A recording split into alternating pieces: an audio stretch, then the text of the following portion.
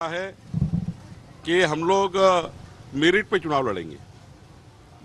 जहां जिनका उम्मीदवार स्ट्रांग है वहां पर निश्चित रूप से हम लोगों का एकमत है, सहमत है और महाराष्ट्र की सरकार बने ये सहमत है, एकमत है।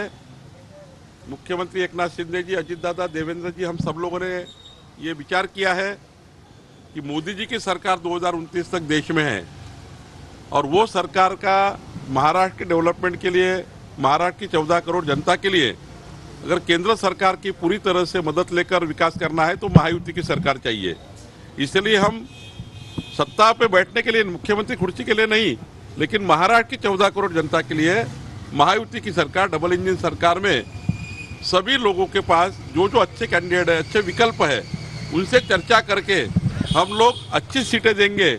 हमारा ये बंधन नहीं है सबका, हमको इतनी चाहिए, हमको इतनी चाहिए, आंकड़े का खेल नहीं चलेगा।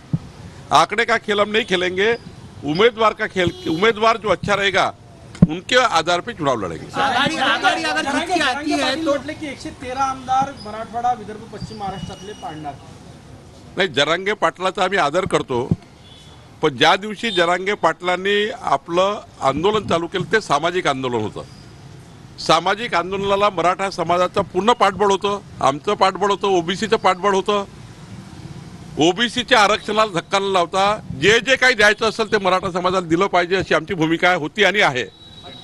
पण जरांगे पाटील सकाळपासून संध्याकाळपर्यंत देवेंद्र फडणवीस, देवेंद्र फडणवीस, देवेंद्र फडणवीस, काही संबंध नसताना फडणवीसांना रोज टार्गेट करतात। या राज्याचे मुख्यमंत्री एकनाथ शिंदे आहेत, या राज्यात अजितदादा उपमुख्यमंत्री आहे, या शरद पवारांनी 40 वर्ष सरकार चालवली, त्यांचं नाव घेत नाही। खरं तर मराठा समाजावर जो जास्त अन्याय झाला तो शरद पवार साहेबांच्या काळात झाला। उद्धव ठाकरेच्या काळामध्ये मराठा आरक्षण केलं आणि मग त्यांना न बोलता कधी उद्धव ठाकरेचं नाव जरांगे घेत नाही, कधी शरद पवारचं नाव जरांगे घेत नाही, कधी अजितदादाचं नाही, कुणाचं नाही नाव घेत।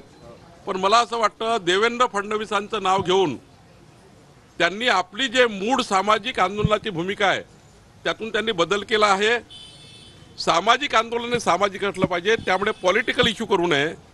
जरांगे पाटील ज्या मराठा आरक्षणाकरता लढतायत ते सामाजिक आंदोलन आहे, महाराष्ट्रात त्यांना समर्थन आहे, पण या पद्धतीने ते पॉलिटिकल बोलायला लागले आहेत। 113 पाडू, याला पाडू, गिरीश महाजनला पाडू, याला पाडू, त्याला पाडू। मला वाटतं आता ते राजकीय होत चाललं आहे। सामाजिक आंदोलन की राजकीय आंदोलन हा मात्र आता स्मेल यायला लागला आहे, तो आता बघावा लागेल। निवडणुकांसोबत माझी दुश्मनी नाही, मात्र ते आरक्षणासंदर्भात त्यांच्या आमदारांना बोलू देत नाही असा आरोप त्यांनी केला। असं आहे, आमचे देवेंद्र फडणवीसजी यांनी मराठा आरक्षणाकरता काय काय केलं पाहिजे, सर्व मराठा समाजाचे आमदार, ओबीसीचे आमदार सर्वांच्या बैठका घेऊन मराठा समाजाला कसा न्याय देता येईल याकरता पूर्ण ओबीसी मराठ्याचं पाठबळ हे माननीय देवेंद्रजींनी मराठा आरक्षणाकरता उभं केलं। आणि त्यानंतरही तुम्ही माननीय देवेंद्रजींना आरोपी करतायत, ज्या देवेंद्रजींनी सर्व आमदारांना कन्व्हिन्स केलं, ओबीसी आमदारांनी, मराठा आमदारांना, की मराठा आरक्षण मिळालं पाहिजे, असं असं दिलं पाहिजे आणि मराठा समाजाकरता हे केलं पाहिजे।